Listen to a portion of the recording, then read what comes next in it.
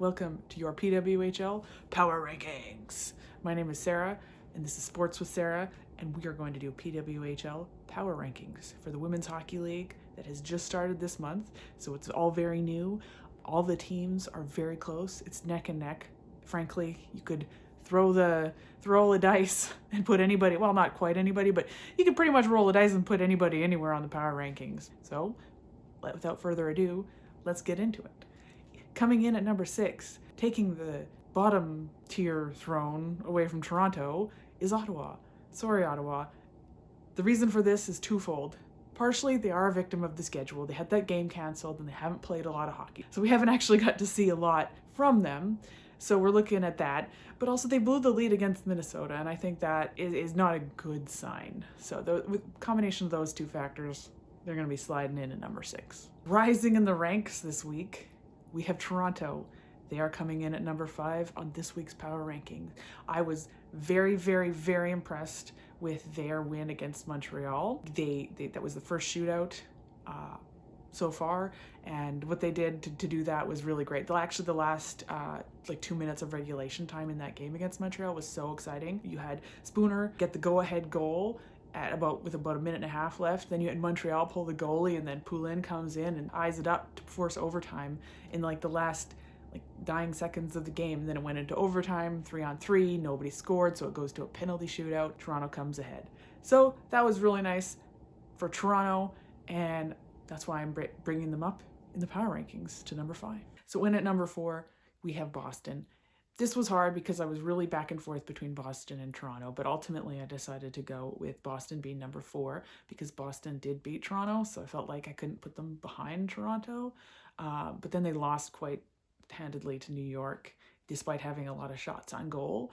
And I felt like that, you got so many shots on net and you can't put it in the back. It's like, come on. It just felt like a kind of a weak showing to me. Feels like their team is just kind of incomplete. It's kind of like there's something missing. So that's your number 4. Number 3 is Montreal. I'm sorry, Montreal. I have a little soft spot for Montreal as a Canadian, because Poulin's on that team. But with their loss to Toronto, felt like that, part of me, with that game, that's kind of fresh in my mind. Poulin obviously got the tying goal, and Desbiens stood on her head in net.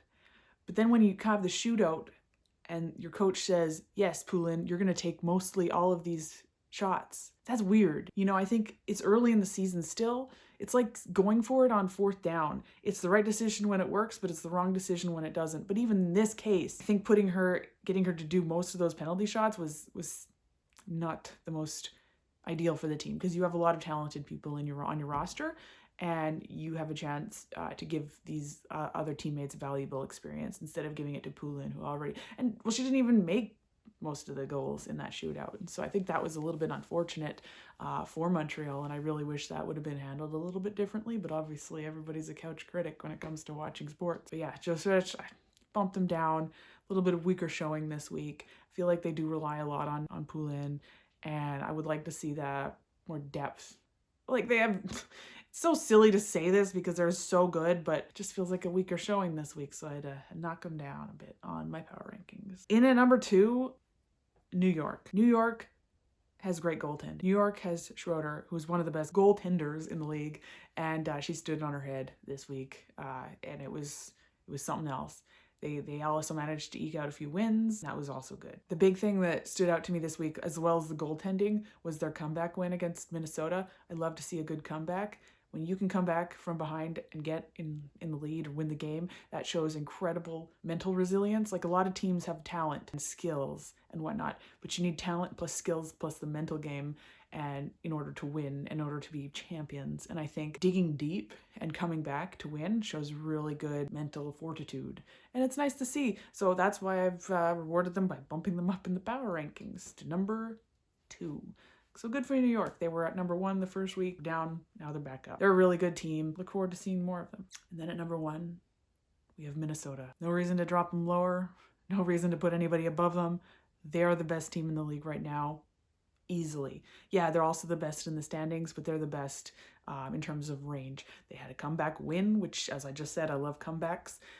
They have got great goaltending. They have a wide variety of scores, great defense. all-around great team. They performed very well this week. That's easy number one. Not a lot more to say about it. They're number one. They're a great team. It's cool to see. So those are my power rankings for the week. Now on for my second segment, and that is going to be highs and lows of the week. Some highs and lows for the week.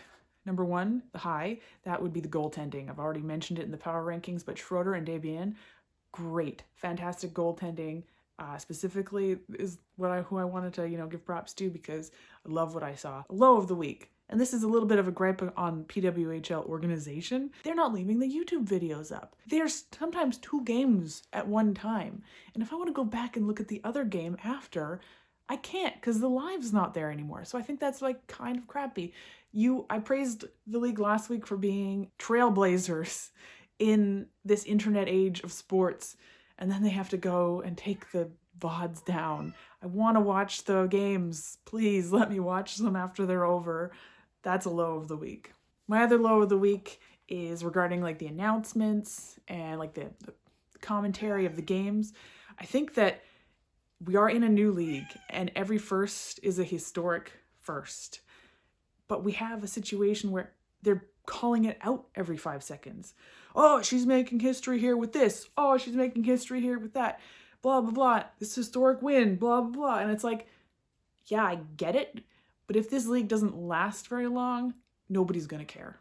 And it's not historic. So you need to focus on making the league last instead of like celebrating it as if it's already lasted. Make the games fun. Make the commentary fun and interesting and engaging for the viewer. It's entertainment after all. So if you get all up on there and you talk, oh, this historic this and this historic that, and it just sort of pulls you out of the moment when you're at the end of the day, you want to watch a good hockey game. It takes you out of it. And I just think it's kind of boring. So I appreciated it in the beginning, but I think now you're going to need to pull back on that and you need to get into the moment. Talk about hockey. Like obviously when appropriate, you can bring it up, but it just feels like it's overkill. Same goes for the jailbreak goal. We hear about the jailbreak goal every 5 minutes, it feels like. We get it.